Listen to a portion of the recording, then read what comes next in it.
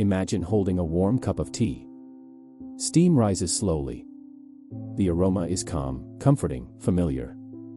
For millions of people, tea is just a daily habit. A quiet moment in a busy world. But what if that simple drink was once powerful enough to shape empires, to control global trade, to fuel addiction, and even to start wars? This is not just the story of tea. This is the story of power, politics, and one of the most important commodities in human history. Because tea didn't just travel across the world. It changed it. Welcome to Reflective Mind. Let's begin. The story of tea begins nearly 5,000 years ago. In ancient China. According to legend, in 2737 BCE, a Chinese emperor named Shen Nong was sitting beneath a tree while his servant boiled water. A few leaves from the tree drifted into the pot. Curious, the emperor tasted the liquid. The flavor was refreshing, energizing, something new. That moment, whether myth or truth, marks the beginning of tea. At first, tea was not a daily drink. It was medicine. Used to improve digestion, increase alertness, promote overall health. Over time, tea became more than medicine. It became culture.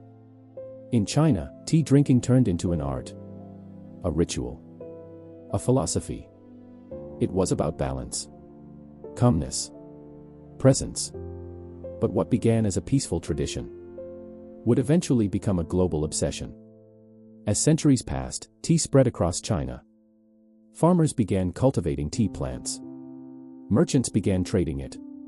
But for a long time, tea remained largely within China. The outside world knew very little about it. That began to change in the 16th century. European explorers were traveling across Asia, searching for spices, silk, gold. And in the process, they discovered something unexpected. Tea. At first, Europeans didn't understand it. The taste was unusual, different from anything they had experienced. But slowly, curiosity turned into demand. By the 17th century, tea arrived in Europe. And something remarkable happened. It became a symbol of status. Only the wealthy could afford it. In England, tea was considered a luxury, an exotic drink from a distant land. Drinking tea became fashionable, elegant, exclusive. And whenever something becomes exclusive, it becomes powerful. No country embraced tea quite like England. By the 18th century, tea had become a daily ritual. Afternoon tea, social gatherings, conversations over delicate cups. It wasn't just a drink anymore. It was part of identity. But there was a problem. Britain did not produce tea. All of it had to be imported from China. And China had something Britain wanted. But China did not want much in return. The Chinese Empire was largely self-sufficient. They demanded payment in silver. This created a massive trade imbalance. Britain was losing wealth. And that was unacceptable. So Britain needed a solution. And the solution they chose would change history forever. To fix the trade imbalance, Britain turned to India. At the time, India was under British control. And there, they began producing opium, a powerful and addictive drug. Britain started exporting opium to China. At first, it seemed like a solution. Chinese merchants began buying opium. Silver started flowing back to Britain. But there was a dark side. Opium addiction spread rapidly across China. Millions of people became dependent. Families were destroyed. Society began to weaken. The Chinese government saw the danger and decided to act. In 1839, Chinese officials banned the opium trade. They seized and destroyed massive quantities of opium. For Britain, this was not just about a drug. It was about trade, profit, power. And they responded with force. What followed was one of the most significant conflicts in trade history. The Opium Wars. Britain used its advanced military power against China. The war was not equal. China was unprepared, outmatched, defeated. In 1842, China was forced to sign the Treaty of Nanjing. The terms were harsh. China had to open its ports to British trade. It had to give up Hong Kong. And it had to allow the continuation of foreign influence. All of this because of trade. Because of tea. Because Britain wanted to control access to a single commodity. This was no longer about a drink. This was about empire. After the Opium Wars, Britain realized something important. Relying on China for tea was risky. They needed their own supply. So they turned again to India. In the region of Assam, something surprising was discovered. A native tea plant.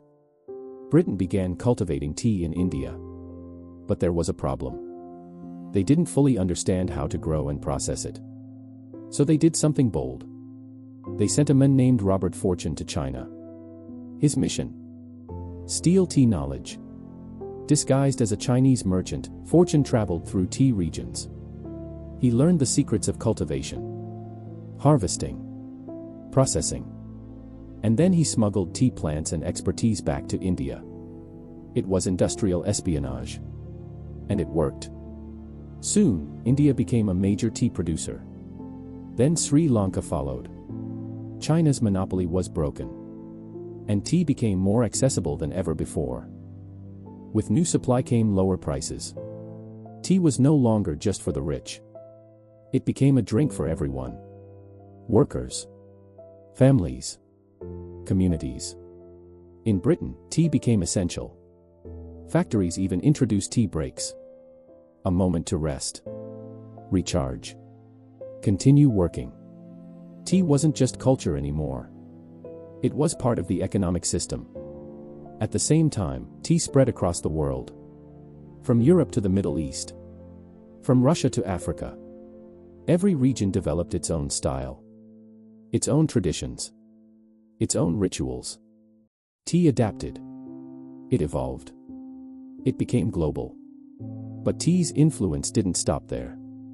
It also played a role in one of the most famous events in American history. In the 18th century, Britain imposed taxes on tea in its American colonies. Colonists were angry. They believed taxation without representation was unfair. Tensions grew. Until one night in 1773. A group of colonists boarded British ships in Boston Harbor. They dumped hundreds of chests of tea into the water. This event became known as the Boston Tea Party. It was not just a protest. It was a statement. And it helped spark the American Revolution. Once again, tea was at the center of global conflict. By the 19th and 20th centuries, tea had become one of the most consumed drinks in the world. It shaped economies, created trade routes, influenced cultures. It connected continents. But it also revealed something deeper. How a simple product can carry enormous power. Tea influenced politics, triggered wars, changed global systems. And yet, for most people today, it remains something simple. A daily habit. A quiet comfort. The story of tea is not really about tea. It's about human nature. About desire. About control. About how small things can create massive consequences. A leaf falling into hot water led to global trade networks, colonial expansion, addiction, war, and revolution. It reminds us of something important. The things we consider ordinary today may have extraordinary histories behind them. So the next time you hold a cup of tea, pause for a moment. Think about its journey. From ancient China to global empires to your hands. Because sometimes the simplest things have the most powerful stories.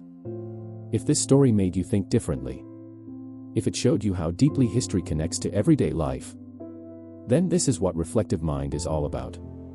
We explore the hidden stories behind the world around us.